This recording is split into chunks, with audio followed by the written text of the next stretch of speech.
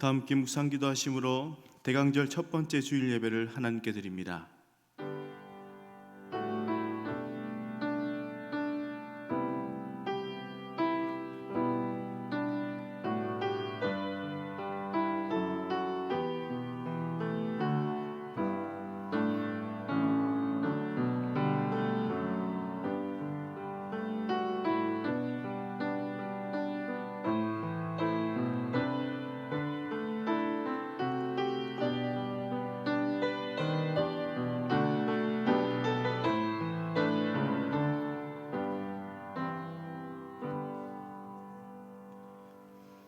우리가 마음의 뿌림을 받아 악한 양심으로부터 벗어나고 몸은 맑은 물로 씻음을 받았으니 참 마음과 온전한 믿음으로 하나님께 나아가자.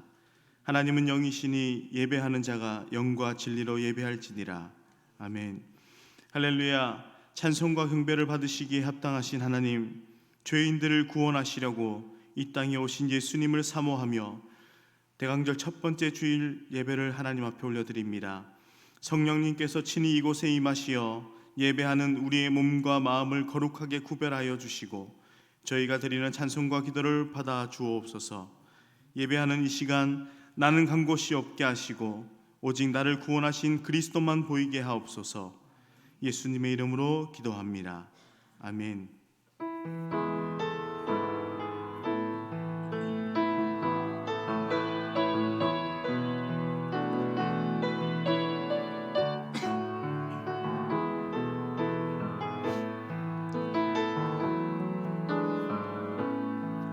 하늘의 문을 여소서, 이곳을 주목하소서. 주를 향한 노래가 꺼지지 않으니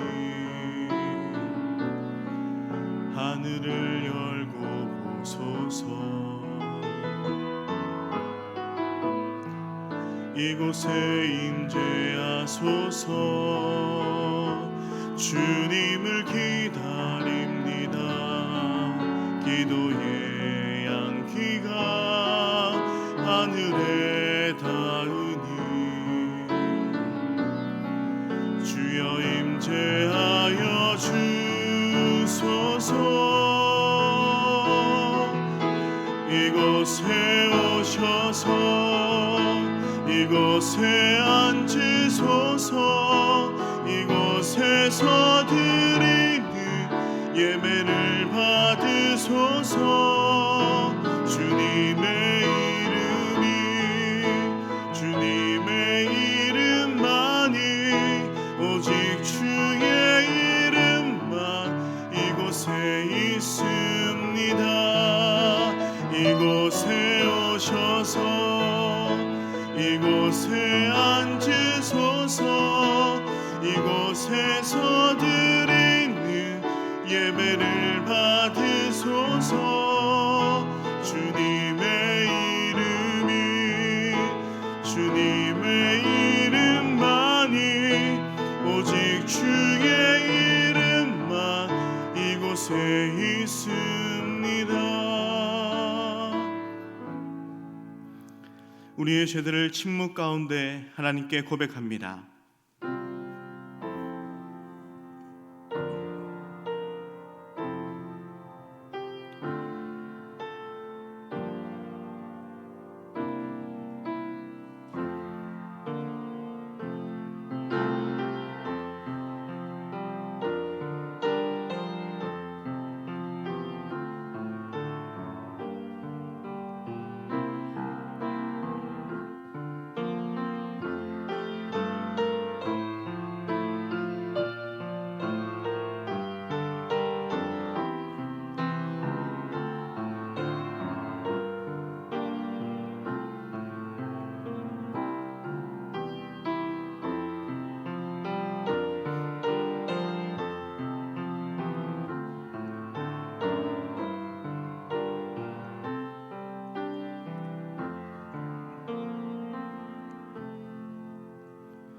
여호와께서 그의 앞으로 지나시며 선포하시되 여호와라 여호와라 자비롭고 은혜롭고 노하기를 더디하고 인자와 진실이 많은 하나님이라.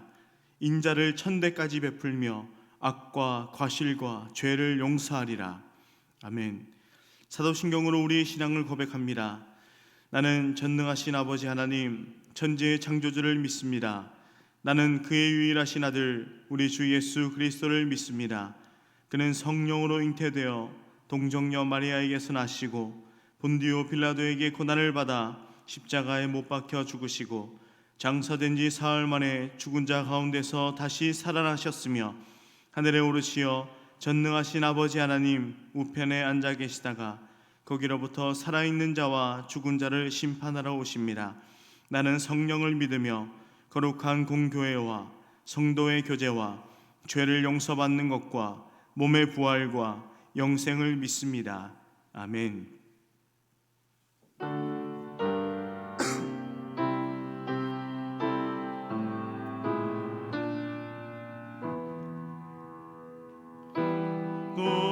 도소서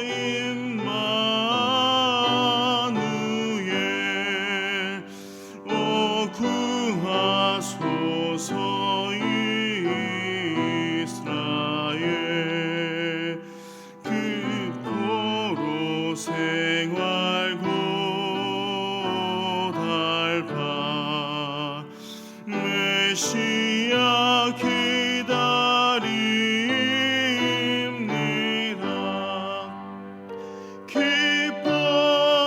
기뻐하라 이스라엘 곧 오시리 오 임마누엘 곧 오소서 지혜의 주 온 만물 질서 주시고 참 진리의 길 보이사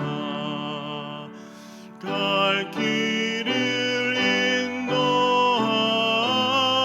인도하소서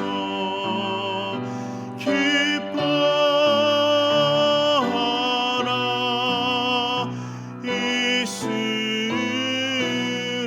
이스라엘 곧 오시리 오 임마누엘 곧 오소서 소망의 주 만 백성 한맘 이루어 시기와 분쟁 없애고 참 평화 채워주소서.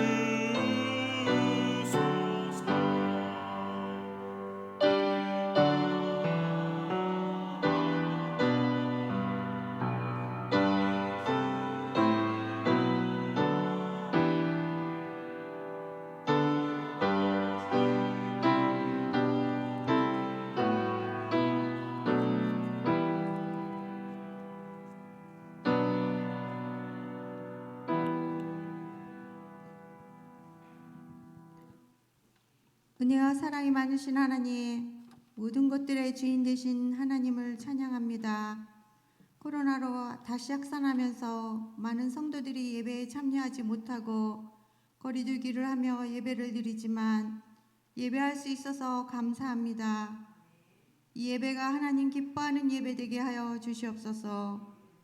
코로나로 우리 일상이 변하고 우리의 생각이 변했습니다.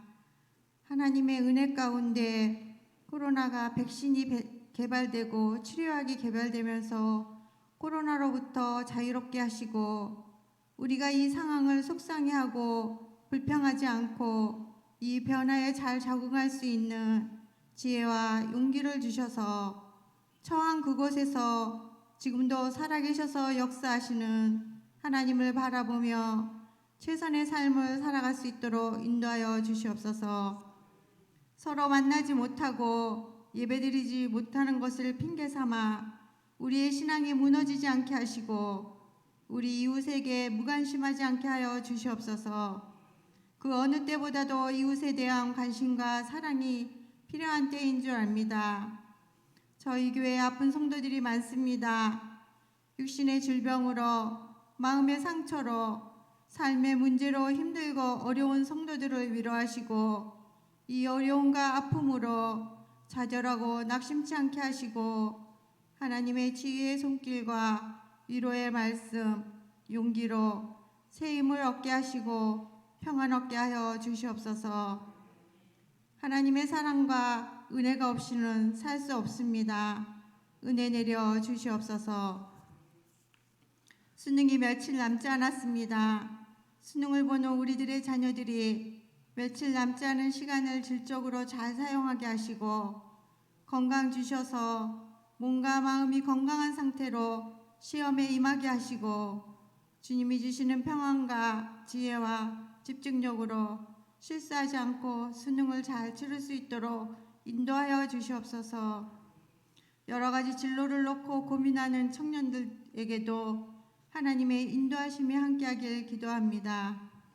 오늘도 말씀을 증거하실 목사님에게 성령 충만함을 주셔서 생명의 말씀, 능력의 말씀이 전해지게 하시고 듣는 저희들 은혜 받고 말씀대로 살아가기를 결단하는 시간 되게 하여 주시옵소서. 이 모든 말씀 예수님의 이름으로 기도드렸습니다. 아멘.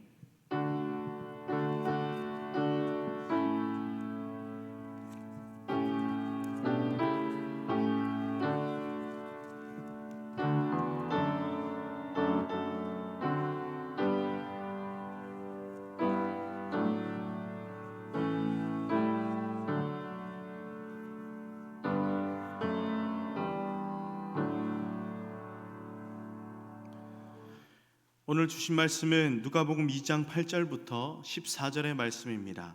신약 89면입니다. 하나님의 말씀을 봉독할 때 하나님의 음성을 들으시기 바랍니다.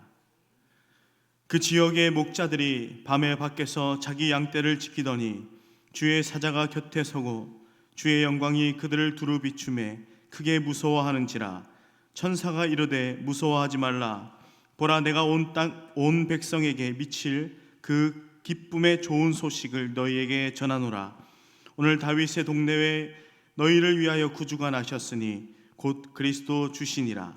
너희가 가서 강보에 쌓여 구유에 뉘어 있는 아기를 보리니 이것이 너희에게 표적이니라 하더니 호련히 수많은 천군이 그 천사들과 함께 하나님을 찬송하여 이르되 지극히 높은 곳에서는 하나님께 영광이요 땅에서는 하나님이 기뻐하신 사람들 중에 평화로다 하니라. 아멘. 함께 기도하겠습니다. 하나님, 지금 이 시간 우리의 마음과 생각과 뜻으로 온전히 하나님께서 다스려 주셔서 이 말씀 가운데 하나님께서 성탄을 준비하며 이 대강절을 보내야 할 우리의 마음의 준비를 함께하는 귀한 시간 될 수 있도록 이 시간 역사하여 주시옵소서. 함께하실 것을 믿으며 예수님 이름으로 감사하며 기도하옵나이다. 아멘. 영국의 경매 시장에 최초의 크리스마스 카드가 나왔던 세계 최초의 크리스마스 카드다라고 하는 이름으로 경매 물품이 나왔던 일이 있습니다. 1843년에 엘버트 박물관이라고 하는 이 박물관의 초대 관장이었던, 나중에 듣고 보니까 이분이 우편 제도를 만드는데, 근대적인 우편 제도를 만드는데 굉장히 큰 공헌을 하신 분이라고 하더라고요. 헨리 콜이라고 하는 사람이 친구들에게 돌려서 크리스마스 카드를 크리스마스 카드를 처음으로 만들게 되었는데, 그 크리스마스 카드를 자신의 친구이기도 했던 디자이너 존 호슬레이라고 하는 사람에게 맡겼답니다. 근데 크리스마스 카드가 너무 예쁘게 나온 겁니다. 그래서 이걸 그대로 이 판으로 만들어 가지고 프린트를 해서 오늘날의 의미에서 이 크리스마스 카드를 처음으로 만들었답니다. 당시에 헨리 콜이 2050장 정도의 크리스마스 카드를 만들어서, 당시에는 아주 그렇게 싸지는 않은 돈이었던 것 같은데 동전 한 입에 해당된 1실링에다로 다 팔았답니다. 그 매물이 지금은 한 12장밖에 남지 않았는데, 12장 가운데 한 장이 2005년도에 경매 시장에 나와서 당시의 가격으로서 우리나라 돈으로 그 당시 2005년 기사를 보니까 나왔더라고요. 1,560만 원에 1실링짜리가 역사적인 가치가 있으니까 그렇겠지요. 이렇게 팔렸다 하는 뉴스가 나온 걸 봤습니다. 이 카드가 중요한 이유는 그 당시 18세기 중엽에 당시의 사람들이 성탄절을 어떻게 맞이했는가를 보여주는 이 카드 자체에 그런 메시지가 담겨 있습니다. 이 카드를 보시면 카드에 이런 문구가 있었답니다. 행복한 성탄과 새해를 기원합니다. 우리가 흔히 말하는 메리 크리스마스 앤 해피 뉴 이어라고 하는 말이 이때 처음으로 새겨졌답니다. 이 성탄절이 축복을 담고 있는 그런 계절이라고 하는 걸 잘 보여주는 거죠. 그림 한번 잠깐 계속 좀 보시지요. 이 카드의 가운데 보시면 일반적으로 성탄절을 사람들이 어떻게 보내는가를 보여주는데 가족들이 함께 모여 있습니다. 가족들이 함께 모여서 행복하게 식사를 하는 장면이 가운데 있는 겁니다. 양쪽으로 조금 그림이 다릅니다. 양쪽의 그림을 보면 한쪽에서는 추위에 떨고 있는 엄마와 아들이 있는데 이 엄마와 아들에게 담요를 덮어주는 장면이 한쪽의 그림에 있고요. 다른 한쪽에는 이 가난한 사람들에게 식사를 챙겨주는 그런 그림이 그려져 있다고 합니다. 그래서 이것이 당시의 성탄절을 어떻게 보내는가를 보여주는 참 좋은 그림이라고 이야기한다는 겁니다. 성탄절이 한편으로는 가족 간의 식사의 자리였고 또 한편으로는 가난한 이웃들에게 사랑을 베푸는 그런 계절이다. 이렇게 생각을 하고 성탄을 보냈다는 걸 우리에게 보여준다는 겁니다. 오늘 본문의 말씀은 처음 우리 주님께서 이 땅에 오셨을 때의 첫 성탄절이지요. 예수님이 처음 오셨을 때의 그 성탄절의 메시지를 담고 있습니다. 천사를 통하여서 하나님께서는 첫 성탄의 메시지로 우리에게 이렇게 첫 성탄의 메시지를 이렇게 우리에게 전해주고 계십니다. 우리 10절의 말씀을 함께 읽어볼까요?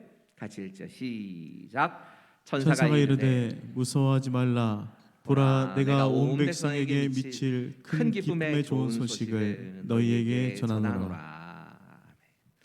오늘 이 성탄을 준비하고 있는 첫 절기, 그래서 성탄을 준비한다는 의미에서 대강절이라고 불리는 이 처음 날에 첫 성탄의 메시지가 무엇인가를 좀 묵상해 보려고 합니다. 오늘 본문에 특별히 주목해 봐야 될 것은 온 백성에게 미칠 큰 기쁨의 좋은 소식이라. 사실 여기에서부터 복음이란 말이 나왔기 때문에 이 말 자체가 굉장히 귀한 말입니다. 여러분, 경쟁 사회를 살고 있다 보니까 우리는 모든 사람에게 미치는 큰 기쁨의 좋은 소식이라는 말이 와닿을 수가 없습니다.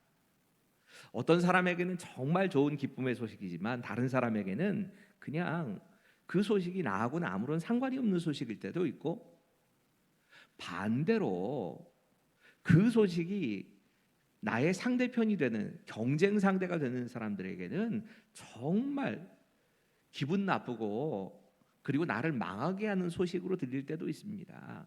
이것이 현대 경쟁 사회를 살고 있는 우리에게는 너무나 당연한 겁니다. 그런데 예수님께서 이 땅에 처음 오셨다 하는 소식은 모든 백성에게, 모든 인종이나 민족이나 나라와 상관없이 가난한 사람이나 부유한 사람이나 지식이 있는 사람이나 지식이 없는 사람이나 다 상관없이 모두에게 미치는 큰 기쁨의 좋은 소식이라고 선포가 된 겁니다. 도대체 이 온 백성에게 미치는 큰 기쁨의 좋은 소식이란 어떤 말씀인가? 오늘은 이 대강절 첫 주일에 바로 여기에만 좀 집중을 해서 살펴보려고 합니다. 첫 번째 메시지는 이겁니다. 온 백성에게 미칠 기쁨의 좋은 소식은 모든 악한 상황 속에서도 하나님의 뜻이 이루어진다는 소식입니다.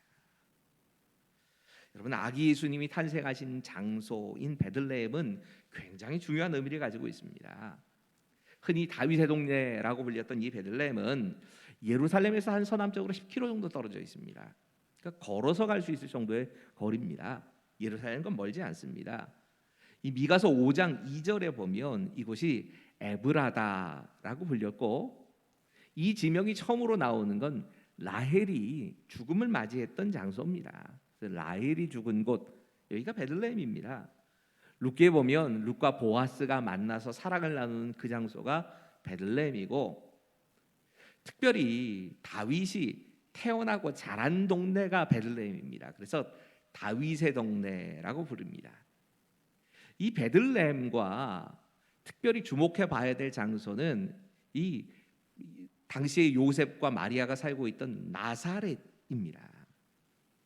여러분, 이 베들레헴에서부터 나사렛까지 지도로 봐서는 그렇게 크게 멀리 느껴지지 않지만 이 거리가 120km나 떨어져 있습니다. 너무 먼 거리인 겁니다. 상상을 한번 해보십시오. 임산부입니다.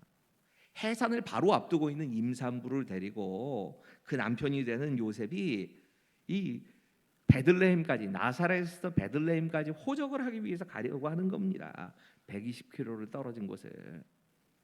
제 여동생이 그 하고 임신하고 나서 한참 고생을 좀 많이 했던, 입덧을 심하게 했던 기억이 있습니다. 교회에서 전임 사역자로 사역을 하고 있었기 때문에 여동생이 매일 출근하는 것도 어려워하더라고요.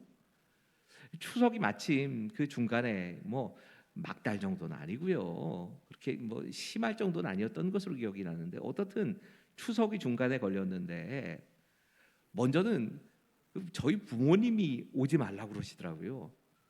아이를 생각해서 아이를 낳는데 혹시라도 아이한테 무슨 해가 될지도 모르니까 이번 명절은 오지 말라고 딱 거절하시던데요. 실제로 동생도 좀 힘들었는지 그 명절에는 친정에도 오지는 않았습니다. 키로수로 가만히 생각해 보니까 160km, 120km는 고사하고 한 5, 60km 정도? 그것도 자가용으로 오는데 그것도 힘들어합니다. 저는 지금 이게 정죄하려고 하는 말이 아니고 충분히 그게 이해가 되는 상황입니다. 요즘처럼 교통이 편리하게 잘 발달되어 있는 시대도 아니고, 기껏해야 낙타를 타거나 작은 조랑말을 타고 임산부가 120km를, 그것도 안 되면 걸어서 나사렛에서부터 베들레헴까지 가야 되는 겁니다. 이건 상상을 할 수 없을 만큼 어려운 일이었을 겁니다. 피할 수만 있다면 어떻게 해서든 피해야 되는 일인 겁니다. 요셉이나 마리아의 입에서 불평이 안 나왔을까요? 저 같으면 저절로 불평이 나왔을 텐데요. 생각을 해보면 하필이면 왜 이런 때에, 하필이면 왜 이렇게 먼 거리를 가서 꼭 베들레헴까지 가서 호적을 하라고 했나? 만약이라도 나라에서 명령이 내려와서 어쩔 수 없이 가는 경우가 아니었다면 지금 베들레헴까지 가는 그런 수고로운 일들은 절대로 하지 않았을 겁니다. 아이를 임신한 산딸의 산모가, 그건 거의 불가능한 일입니다. 그리고 실제로 베들레헴에 도착해서도 머물 만한 숙소가 없는 겁니다. 혹시나 하고 집에 찾아가서 문을 두드려 보지만 역시나 거절을 당합니다. 이런 일을 계속 반복하는 겁니다. 그 다급함이나 그때마다 가졌을 그 실망감 같은 것을 생각해 보면 당시에 이 예수님의 부모의 역할을 해야 돼, 육신의 부모의 역할을 해야 돼 요셉이나 마리아가 정말 난감했을 겁니다. 그런데 이 모든 것이 하나님의 섭리가 이루어지는 과정이었습니다. 이 말씀은 구약 성경에 미가서 5장 2절이 실제로 이루어지는 사건이었습니다. 우리 함께 미가서 5장 2절의 말씀을 같이 읽겠습니다. 시작. 베들레헴 에브라다야, 너는 유다 족속 중에 작을지라도 이스라엘을 다스릴 자가 내게서 내게로 나올 것이라. 그의 근본은 상고의 태초이니라. 그의 근본은 상고의, 또 태초에라고 번역이 됐는데 요즘 번역으로는 다시 이렇게 번역이 됐지요. 그의 근본은 상고, 처음 그 모든 것이 출발하는 그 지점에 있고 뒤에는 영원에 있느니라. 영원하신 분, 하나님이란 얘기입니다. 그 하나님께서 이 땅에 오실 때에 다른 장소가 아니라 베들레헴이라고 하는 장소, 베들레헴 에브라다를 선택해서 그곳에 탄생하신다 하는 그 말씀이 이 순간 이루어진 거라는 겁니다.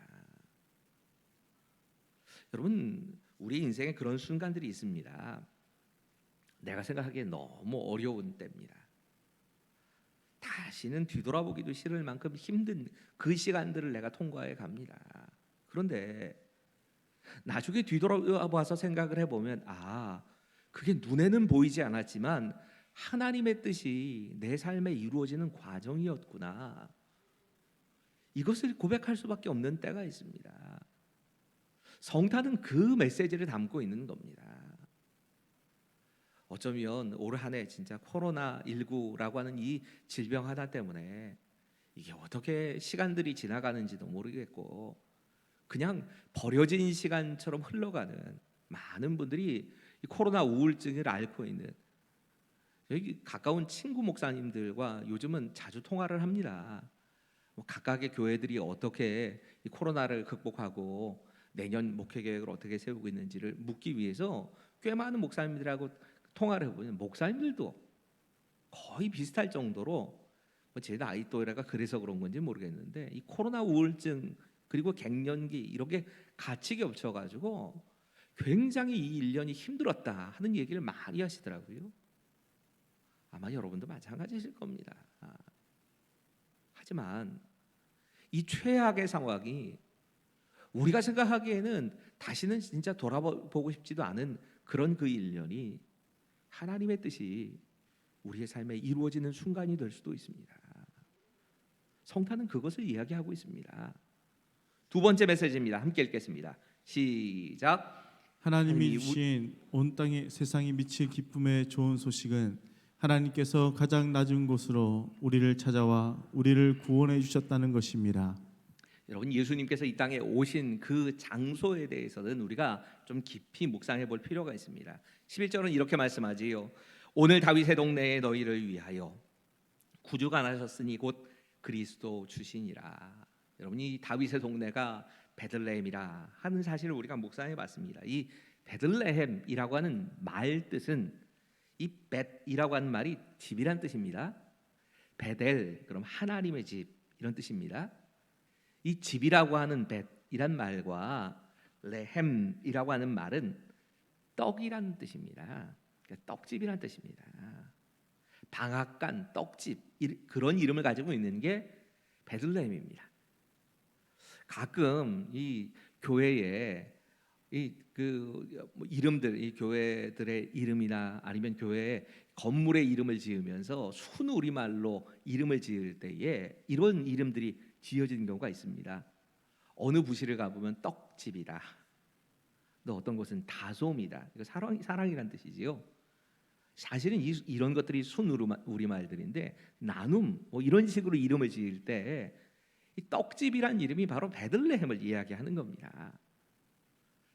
여러분, 이 예수님께서 생명의 떡이 되셔서 이 땅에 오신 분이기 때문에 다른 장소도 아니라 굳이 이 떡집이라고 이름이 붙여져 있는 베들레헴, 예루살렘의 식량 창고의 역할을 했던 이 베들레헴이라는 장소에 탄생을 하신 겁니다. 그리고도 예수님께서 참 특이한, 당시에 사실 어떤 아이도 이렇게 누여지는 아이는 없을 겁니다. 구유에 누이십니다. 저는 이게 구유라고 하는 것이 뭔가 다른 뜻이 있는 줄 알고 실제로 생각을 해봤는데 이 파네트라고 하는 단어가 짐승의 먹이통을 말하는 단어가 맞습니다. 당시 그 유대인들의 가정을 보면 작은 집들의 경우에는 작은 집들의 조금 위로 솟아있는 부분과 아래로 내려가 있는 부분이 있는데 위에는 사람이 거주를 합니다. 그 아래쪽에는 작은 집의 경우에는 아래는 동물들이 거주를 합니다. 그리고 그 사이에 여물통이 있는 경우가 있습니다. 아마도 예수님께서 머무셨던 그 집의 장면이 그런 모습이 아니었을까 추측을 합니다. 이게 예수님이 태어나신 곳입니다라고 하는 것을 방문했는데도 진짜 저런 모습이었을까 싶을 정도로 참 초라하고, 그 초라한 작은 집 안에 이 짐승들의 먹이통, 그 안에 예수님이 담겨 계셨다. 이게 너무 상상이 안 가는 장면 아닙니까? 조금 큰 가옥에서는 그래도 아예 사람 사는 공간하고 짐승이 있는 공간이 나뉘어지는 경우는 있는데, 그렇더라도 짐승의 먹이통을 아기 침대를 삼아 가지고 하나님의 아들이 탄생하셨다는 겁니다. 첫 아이가 그냥 태어나도 그런 장소에 아이를 눕히지 않을 겁니다. 보통 인간의 아이도 그렇게 안 눕힐 겁니다. 근데 하나님께서 인간의 몸을 입고 이 땅에 오셨는데 아기로 탄생하셨어. 그것도 짐승의 여물통 안에 아기로 태어나셨어. 그 냄새나고 지저분한 그곳에서 처음 성탄을, 처음 생기를 맞이하고 계신 겁니다. 여러분, 왜? 라는 질문을 가지고 이 본문은 꼭 생각해 봐야 합니다. 왜 하나님의 아들이 이 땅에 무슨 왕궁에서 태어나신 것도 아니고 베들레헴이라고 하는 작은 동네에, 그것도 사람들이 보통 누워지지도 않는 말 구유에 누이셔야 했을까? 낮아지신 그 이유가 무엇인가? 이유는 간단합니다. 영광의 하늘 보좌를 버리고 이 땅에 내려오신 가장 큰 이유는 우리를 구원하시기 위해서입니다. 누가복음 4장 18절 19절이 이 이사야서 61장 1절부터 3절까지의 말씀을 그대로 인용하면서 예수님께서 이 땅에 오신 이유를 이렇게 설명을 하고 있습니다. 주의 성령이 내게 임하셨으니 이는 가난한 자에게 복음을 전하게 하시려고 내게 기름을 부으시고 나를 보내사 포로된 자에게 자유를, 눈먼 자에게 다시 보게 함을 전파하며 눌린 자를 자유롭게 하고 주의 은혜의 해를 전파하게 하려 하심이라. 모든 사람에게 임하는 구원을 이렇게 표현한 겁니다. 얼마 전에 큐티를 하는데 큐티라는 책에 이런 그 예화가 하나 실려 있는 걸 봤습니다. 호주에 사는 케이트 오그라고 하는 여성이 임신한 지 7개월 만에 조산으로 쌍둥이 아이를 낳게 됐답니다. 조수가지요. 7개월 만에 아이가 태어나고 게다가 쌍둥이로 태어났으니까 아이들의 살아날 확률이 별로 없는 겁니다. 딸인 에이미는, 동생이자 딸인 에이미는 건강하게 태어났답니다. 근데 문제는 남자 아이가 같이 태어났는데 이 제이미라고 하는 이 아이가 상태가 너무 심각한 겁니다. 의료진이 아이가 태어나자마자 20분간을 인공호흡을 시키고 겨우 아이를 살리려고 하는데 20분 만에 결국엔 호흡이 아예 떨어져 버렸습니다. 맥박과 호흡이 완전히 떨어져 버렸답니다. 아이를 엄마에게 넘겨주면서 사망 진단을 하는 겁니다. 아이는 도저히 살아날 수 없습니다. 미안합니다. 엄마인 케이트 호그가 아이와의 이별을 할 시간을 나에게 좀 달라고 요청을 했답니다. 의료진이 허락을 해서 이 조수가 임신 27주 만에 태어난 이 아이, 1kg도 되지 않았답니다. 1kg도 되지 않은 이 아이를 품에 안고는 이 케이트가 귀에다 대고 사랑한다는 말을 계속 속삭여 줬답니다. 엄마의 젖을 물리기도 하고 2시간 동안을 이 사실은 의학적으로는 죽은 아이입니다. 죽은 아이를 안고 두드리면서 이야기를 계속 들려줍니다. 네 이름은 제임이다. 엄마가 너를 얼마나 사랑하는지 아니? 내 동생의 이름은 에밀리라고 하는 여동생이 있어. 이런 이야기를 하면서 2시간 동안을 나 아이가 빨아먹지도 못할 그 젖을 물려가면서 마지막으로 인사를 계속하는 겁니다. 이젠 도저히 더 이상 시간이 안 되겠다 싶어서 이 아이를 의료진에게 넘겨줘야 될 순간인데 엄마의 느낌에 애가 숨을 쉬는 것 같은 겁니다.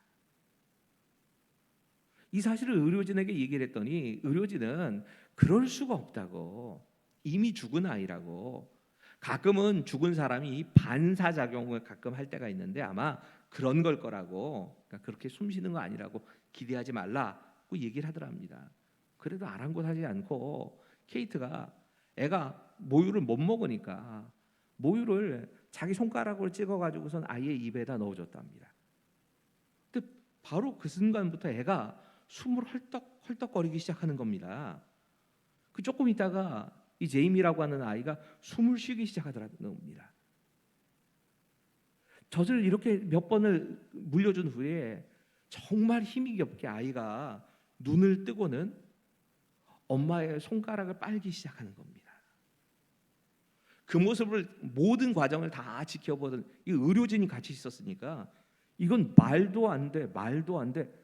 이 말만 하고 아무것도 못했답니다. 이렇게 제이미가 건강하게 자라서 지금도 다른 아이들과 같은 그런 삶을 살고 있다는 겁니다. 나중에 이 글을 읽고 나서 찾아보니까 이런 현상을 의학적으로는 이 캥거루 케어라고 부른다고 하더라고요. 엄마가 아이를 이 품에 안는 것을 통해서 아이가 이렇게 살아나거나 좀 이런 특별한 일들을 기적을 경험하는 그런 때가 있다는 겁니다. 이야기를 읽으면서 이게 성탄의 의미가 아닐까 하는 생각을 많이 해봤습니다. 하나님께서 인간의 몸을 입고 낮아지신 가장 큰 이유, 그리고 우리를 구원의 자리로 인도해 주시는 이 모습이 어쩌면 이 땅에 오신 예수님께서 이미 죽은 겁니다. 죽은 아이입니다. 죽은 나를 위해서 하나님께서 엄마가 그런 것처럼 끊임없이 속삭여 주시고, 때로는 이 죽은 아이처럼 보이는 이 아이에게 젖을 물리기도 하고 손가락으로 젖을 먹이는 이런 과정을 통해서 우리를 살려주시는 그 귀한 역사가 우리의 삶에도 일어난 겁니다. 여러분, 성탄은 우리에게 다시 한번 생명을 주시기 위해서 하나님께서 낮아지셔서 이 땅에 우리를 위해 오셨다는 소식인 겁니다. 세 번째 메시지입니다. 같이 읽지요. 시작. 하나님이 주신 온 세상에 미칠 기쁨의 좋은 소식은 예수님이 우리에게 참된 평화를 가져다 주셨다는 소식입니다. 오늘 본문 14절의 말씀입니다. 지극히 높은 곳에서는 하나님께 영광이요, 땅에서는 하나님이 기뻐하신 사람들 중에 평화로다. 성탄절 설교를 준비하면서 두 권의 책을 같이 읽고 있습니다. 하나는 팀 켈러 목사님의 예수라고 하는 성탄절 메시지이고, 또 하나는 마틴 로이드 존스 목사님의 성탄절 설교를 좀 같이 읽고 있습니다. 이 로이드 존스 목사님이 성탄절의 중요한 의미를 이야기하면서 성탄의 아주 중요한 메시지는 사람들 안에는 평화가 이루어지는 것이다라고 설교를 하시는 걸 봤습니다. 문제는 로이드 존스 목사님의 입장에서 보자면 사람들이 평화를 이야기하긴 하는데 모든 사람들이 평화를 추구하고는 있는데 실제로 평화가 안 이루어지더라는 겁니다. 이 19세기 이후에 특별히 많은 이 평화를 이루기 위한 인간의 노력이 계속 진행이 됐다는 겁니다. 그리고 이 19세기까지만 해도 이런 인간의 노력이나 인간의 기구들, 여러 가지 평화를 만들기 위한 기구들이 잘 정착을 하기만 하면 인류에 진짜 평화가 찾아올 것이다. 사람들이 다 그렇게 생각을 했다는 겁니다. 이게 세계적 1차 대전, 2차 세계대전을 지나가면서 다 깨진 겁니다. 평화를 인간의 힘으로 이룰 수 없다는 게 증명이 됐다는 겁니다. 도대체 왜 그런가? 로이드 존스 목사님이 그 부분에 대해서 날카롭게 지적을 하고 있는 겁니다. 인간의 진짜 문제는 하나님과의 관계가 잘못된 데서 시작이 되는데, 그래서 이 하나님과의 관계에서부터 모든 문제를 풀어가야 되는데 사람들이 평화를 이야기를 하면서 서로의 얼굴만 쳐다보고 있었다는 겁니다. 인간들끼리 무언가 평화를 이루기 위한 노력을 한참 해가기만 하면 그러면 평화가 이루어지는 줄 알고 그렇게 사람과 사람 사이의 문제로 이 평화의 문제를 생각을 했다는 겁니다. 여러분, 인간은 스스로 만들어진 것이 아니고 하나님 창조물입니다. 이 하나님의 창조물이라고 하는 건 우리가 그냥 우연히 만들어진 존재가 아니다라는 의미도 있지만, 하나님이 창조하셨다는 이야기는 이 하나님과 바른 관계가 있을 때, 하나님의 말씀에 바로 순종할 수 있을 때, 그때 비로소 인간이 제 기능을 발휘한다는 얘기입니다. 평화도 마찬가지입니다. 왜 우리에게 평화가 깨어지고 사라져 버렸는가? 하나님과의 관계의 문제라는 겁니다. 왜 우리에게 행복이 사라졌는가? 하나님과 관계가 깨졌기 때문이라는 겁니다. 예수님께서 이 땅에 오신, 그래서 평화를 이루어 주시는 것은 우리와 하나님 사이에 이제 온전한 관계를 회복시켜 주신다는 뜻입니다. 우리가 그 예수님을 진짜 내 인생의 구세주와 주인으로 모실 때 찾아오는 가장 큰 변화가 바로 이겁니다. 하나님과 더불어 사람들과 더불어 평화를 누리게 됩니다. 성탄의 세 번째 메시지는 평화입니다. 마지막으로 온 백성에게 미칠 기쁨의 좋은 소식은 지극히 높은 곳에서는 하나님께 영광이 되었다는 소식입니다. 우리 함께 이제는 13절과 14절의 말씀을 우리가 함께 같이 읽겠습니다. 시작. 호련히 수많은 천군이 그 천사들과 함께 하나님을 찬송하여 이르되 지극히 높은 곳에서는 하나님께 영광이요 땅에서는 하나님이 기뻐하신 사람들 중에 평화로다 하니라. 아멘. 지극히 높은 곳에서는 하나님께 영광이다라고 말합니다. 이 영광이라고 하는 독사라고 하는 단어는 크게는 두 가지로 쓰입니다. 하나는 하나님의 임재가 나타날 때, 하나님이 우리와 함께 하신다고 하는 것이 나타날 때 주로 사용되는 말이 녹사, 영광이란 뜻이 있습니다. 하나님의 영광이란 말을 쓸 때 이렇게 쓰이는 경우가 굉장히 많습니다. 하지만 지금 이 경우는 조금 다른 경우입니다. 독사에 다른 뜻이 있습니다. 하나님께 마땅히 드려야 할 존귀를 올려드린다, 이런 뜻도 독사, 영광이란 말에 포함이 되어 있는 겁니다. 우리가 모든 영광을 하나님께 올려드린다 할 때 바로 이 말이 하나님께 영광이란 말이 됩니다. 하나님이 받으셔야 마땅한, 하나님이 받으셔야 마땅할 칭찬과 하나님께서 받으셔야 마땅할 찬양을 올려드리는 것, 이걸 하나님께 영광이라고 하는 말로 표현이 되는 겁니다. 구체적으로 도대체 하나님께 영광이라고 하는 말이 오늘 본문을 중심으로 해서 살펴본다면 무슨 뜻이었는가? 사람들에겐 구원이 이루어졌다는 뜻이었습니다. 여러분, 성탄절은 우리끼리 즐거워하는 계절은 아닙니다. 그래서 성탄의 중심에는 크리스마스 미사, 크리스마스라고 하는 말 자체가 이 성탄절 예배입니다. 예배가 있는 겁니다. 하나님께 영광을 올려드리는 것이 성탄절의 중심에 있는 겁니다. 네, 이건 빠져버리고 마치 우리가 즐거운 어떤 계절인 것처럼, 어떤 절기, 우리끼리 즐겁게 즐기는 계절인 것처럼 성탄절의 의미가 다 그렇게 변해버리고 있습니다. 성탄절은 온전히 하나님께 영광을 돌리는 절기입니다. 그리고 그것이 사람의 구원과 연관되어 있습니다. 이 수원중앙침례교회를 담임하셨던, 지금은 이제 올라가 셨으니까 김장환 목사님 계시지요. 극동광성의 사장이시기도 한 이 김장환 목사님 가정이 한동안 이 자녀들이 자라는 그 기간 동안에 성탄절이 되면 항상 함께 시간을 같이 보내셨답니다. 근데 마침 안식 연휴 돼서 또 자녀들도 많이 자라고 첫째 아들이 대학을 들어가는 그 입학을 앞두고 있던 그 크리스마스에 가족들과 함께 성지순례를 가기로 했답니다. 이분도 대단하세요. 성탄절에 담임 목사가 그 교회를 비우고 성지순례를 간다.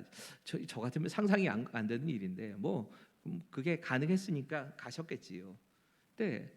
그때 늘 가족들과 함께 시간을 보냈었는데 자기에게 또 다른 가족인, 본인이 하우스보이로 일할 때에 자신을 초대해서 공부시켜주고 돌봐주었던 이 아버지와 같은 칼 파워스라고 하는 이분에 의해서 사실은 그 김장관 목사님이 나머지 걸 다 그 도움을 받았기 때문에 양아버지처럼 자기가 생각하는, 실제로 나이 차이가 그렇게까지는 아니지 않습니다. 근데 그렇게 늘 생각했던 칼 파워스가 생각이 나더랍니다. 그래서 이번엔 성지순례 가니까 미국에서 와도 같이 볼 수 있으니까 성지순례 갈 때 우리 함께 갑시다 하고 초청을 했더니 칼 파워스가 엉뚱한 대답을 하더랍니다. 빌리, 이 빌리는 김장관 목사님의 미국식 이름인데, 빌리가 나에게 침례를 베풀어 준다면 나는 기쁜 마음으로 참여하겠다. 정말 좋은 크리스찬이긴 했지만 칼 파워스가 침례를 그때까지 받지 않았던 겁니다. 1978년 12월 25일 성탄절날 칼파우스가 나중에는 목사님이 됐던 이 김장훈 목사님의 막내 아들인 김요한, 지금은 목사님입니다만, 이 두 분이 같이 이스라엘 요단 강가에서 침례를 받게 됐답니다.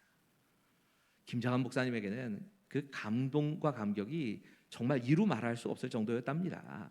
그분의 책을 읽다 보면 그런 내용이 나옵니다.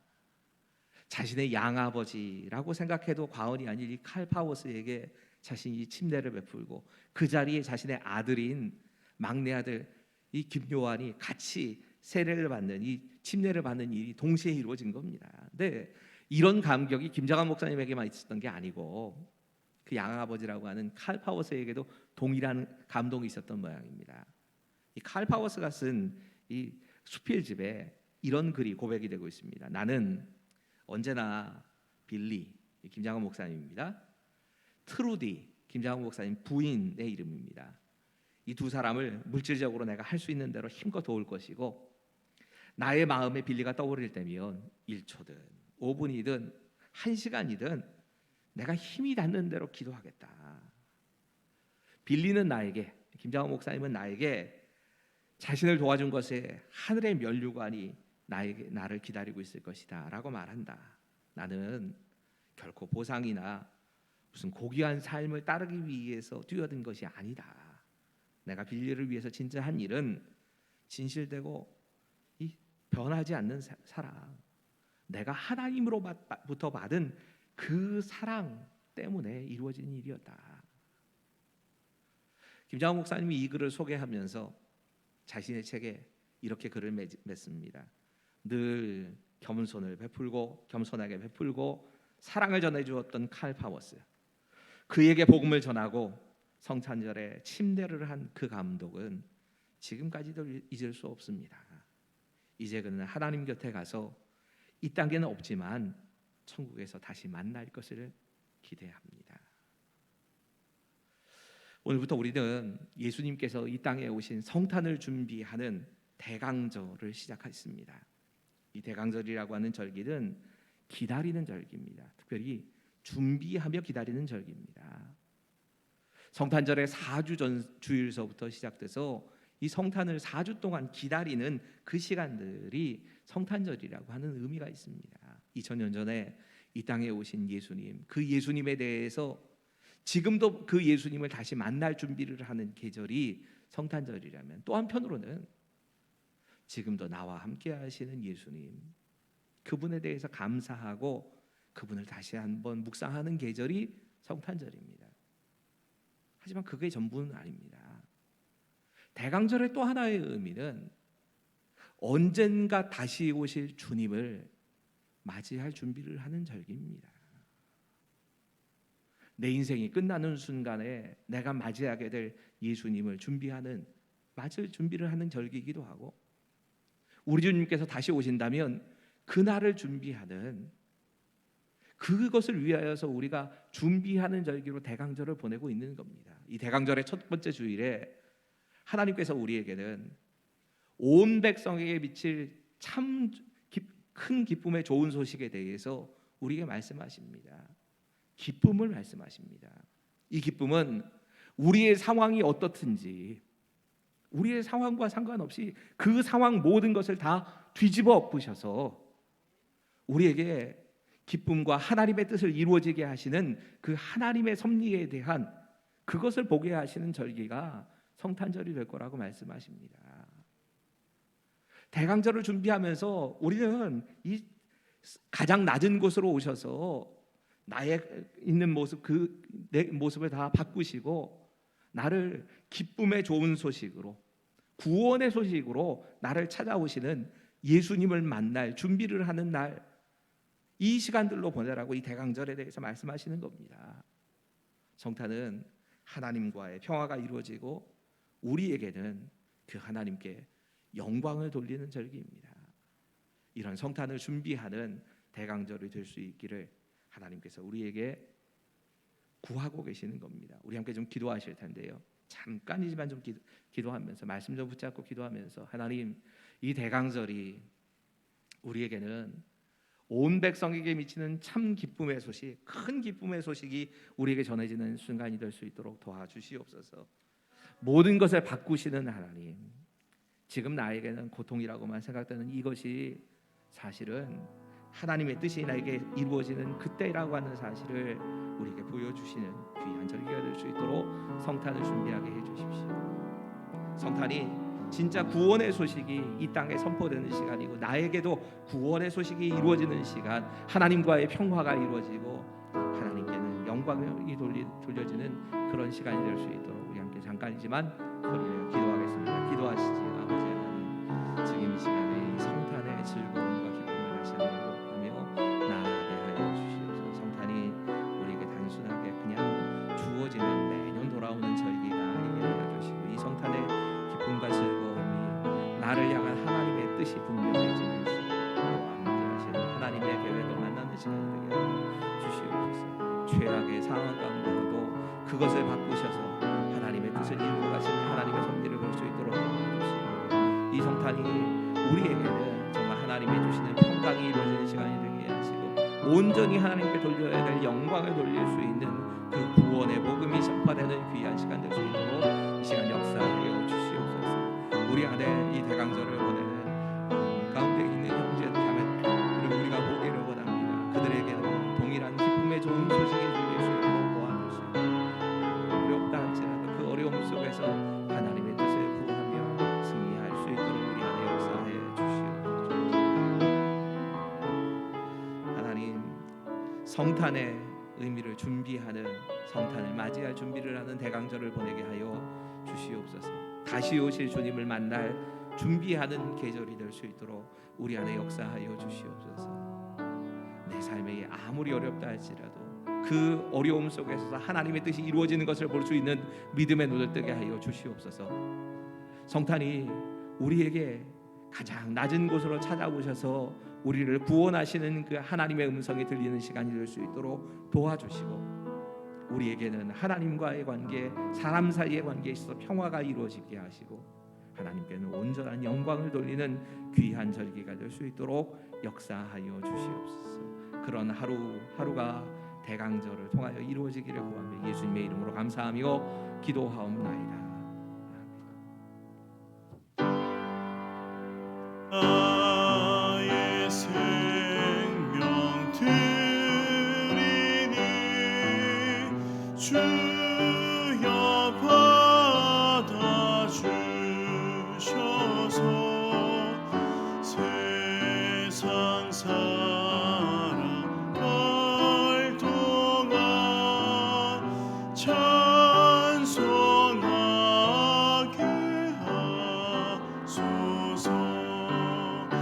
나의 보화 드리니 주여 받아주셔서 하늘나라 위하여 주 뜻대로 쓰소서. 아멘. 하나님, 지금 이 시간 우리의 마음과 생각과 뜻을 온전히 하나님께서 다스려 주시고 구세주이시고 주인이신 우리 주님을 영접할 준비를 하는 귀한 절기가 될 수 있도록 우리 안에 역사하여 주시옵소서. 우리 안에 있는 더러운 것들을 치우게 하시고, 이 대강절을 단순히 2000년 전에 오신 예수님을 맞이할 준비만이 아니라 다시 오실 우리 주님을 만날 준비가 되는 귀한 시간으로 보낼 수 있도록 주님 도와주시옵소서. 그런 귀한 은혜가 우리의 삶 가운데 구체적으로 나타나기를 구하며 예수님의 이름으로 감사하며 기도하옵나이다. 아멘. 제 교회 소식 가운데 두 가지는 제가 전해야 될 것 같습니다. 먼저는 2020년 모든 위원과 부서의 임원들, 또 이건 남녀 선교회까지를 다 포함하는 겁니다. 2020년 그대로 유지하려고 합니다. 도저히 2021년이라고 해서 다시 사람을 바꾸어서 세우기가 너무 어렵습니다. 부득이한 사정이 그래도 있는 분들이 계실 겁니다. 그 경우는 제게 연락을 주십시오. 제게 연락을 주셔서 정말 부득이한 분들은 바꿔드릴 수밖에 없는 분들에 한해서는 이렇게 바꿔드리도록 할 테니까 그렇게 제게 연락을 주시기 부탁드리겠습니다. 한 가지 더 광고는 지난주까지 우리 교회 건물 이름을 지어달라고 하는 본당 건물과 새교육관 그리고 구교육관 소예배실 이 네 가지 그 건물 이름이 나왔습니다. 본당 건물은 그러니까 본당 그리고 아래 그렇게 쓰이게 될 겁니다. 정확한 말은 본당 건물이지요. 본당 그러면 여기만 말하는 거니까 이 2층 3층만을 말할 수는 없는 거니까 본당 건물 이름은 예루살렘. 새교육관은 그러니까 일교육관이라고 하는 이름으로 불리게 될 겁니다. 일교육관 아래 드림센터라는 이름으로 불리게 될 거고요. 구교육관은 이교육관 그 아래 예루살렘이란 이름으로 결정이 됐습니다. 소예배실은 비전홀이란 이름으로 이름이 결정이 됐습니다. 아마 이제 엘리베이터나 다른 모든 곳에 이런 이름으로 이름이 바뀌어서 장명이 돼서 이렇게 올라가게 될 것 같습니다. 예배 안내입니다. 코로나 확산으로 인해 당분간 금요기도회는 쉽니다. 또한 비치된 성경책을 통해 바이러스가 감염된 사례가 있으니 성경책은 가급적 개인용을 사용하시고 비치된 성경책은 사용을 금하도록 하겠습니다. 계속해서 코로나19 예방 수칙을 잘 준수해 주시기 바랍니다. 온라인 헌금 계좌 안내입니다. 온라인으로 예배를 드리시는 분들은 드리신 예물을 화면이 보이시는 계좌로 보내주시면 됩니다. 2021년 달력을 배부합니다. 달력을 보시면 두 가지의 달력이 있습니다. 하나는 숫자가 큰 달력이고요. 하나는 비교적 숫자가 작은 달력입니다. 나가실 때 큰 것을 원하시는 분들은 긴 달력을 가져가시면 되시고요. 작은 글자를 원하시는 분들은 짤막한 달력을 가져가시면 됩니다. 2021년 교육부서에서 교사를 모집합니다. 교사 지원서는 로비에 비치되어 있습니다. 많은 분들의 지원을 부탁드리며 문의는 이이삭 전사님께 해주시기 바랍니다. 진학과 취업을 준비하는 학생들이 있습니다. 명단을 보시면서 함께 기도해 주시기 바랍니다. 계속해서 수험생을 위한 온라인 큐티 기도회가 진행 중에 있습니다. 수능 날인 12월 3일까지 매일 아침 6시에 곤지암교회 유튜브에 올라갑니다. 부모님과 자녀가 함께 시간을 맞춰서 가능한 시간에 기도회를 가지시기 바랍니다. 다 함께 11월에 찬양 부르신 후에 담임 목사님 축도로 예배를 마칩니다.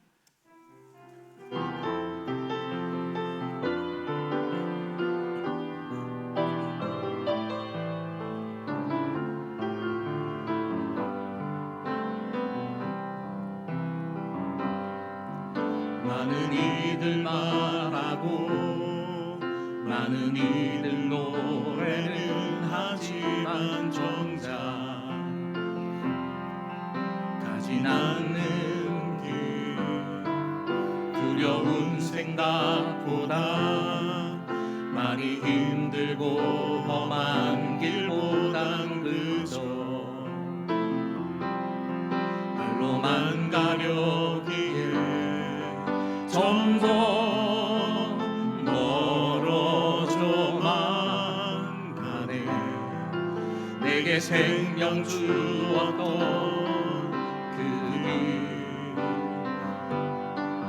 점점 이용하려 하네. 내게 사랑 주었던 그 길 다시 복음 앞에 내 영혼 선에 주님 만나 그대 나 다시 돌아가 주님께 예배 드리며 다시 십자가의 길 다시 복음 앞에 내 영혼이 섭니다. 다시 복음 앞에 내 영혼 선에 주님 만나 그대 나 다시 돌아가 주님께 예배 드리며 다시 십자가의 길 걸으리. 여호와는 내게 복을 주시며 너를 지키시기를 원하며 여호와는 그 얼굴을 내게로 향하여 드사 은혜 베푸시기를 원하며 여호와는 그 얼굴로 나를 향하여 비춰주사 평강 주시기를 원하노라. 이제는 우리 주 예수 그리스도의 은혜와 하나님의 사랑하심과 성령의 감화 감동 역사 교통하심이 다시 오실 주님을 맞이할 준비를 하는 이 대강설에 우리 모두의 가정과 삶과 우리가 속한 직장과 이 사회에 정말 특별히 코로나 때문에 더 큰 소외와 어려움을 겪고 있는 우리 가운데 소외되어 있는 이웃들 한 분 한 분 가운데 지금부터 영원까지 함께 하시기를 간절히 축원하옵나이다. 아멘.